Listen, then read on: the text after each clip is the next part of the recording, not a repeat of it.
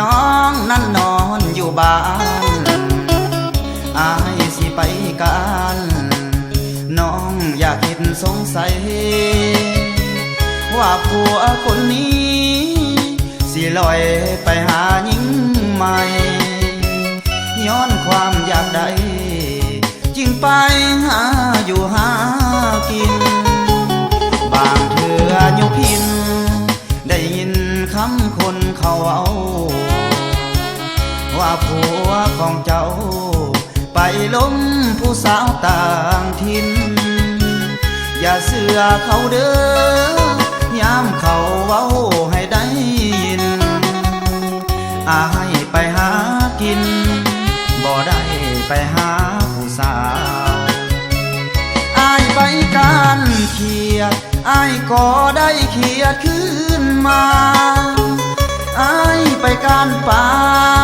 ก็ได้ป่ามาให้เจ้าเสืออายโลดลาน้องอย่าเป็นคนหูเบาถ้าฟังคนเบาแล้วเจ้าสิเศร้าหัวใจเดินเดินเดินเดินน้องอย่าตื่นขึ้นมาอายไปการป่าอย่าว่าอายไปทางใหม่อย่าคิดน้ำผัว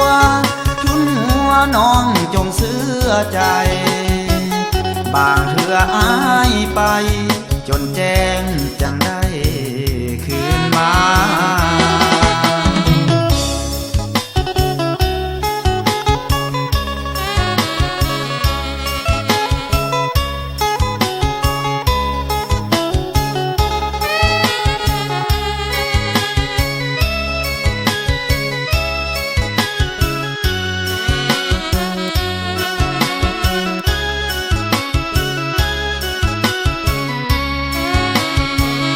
อายไปการเขียดอายก็ได้เขียดขึ้นมา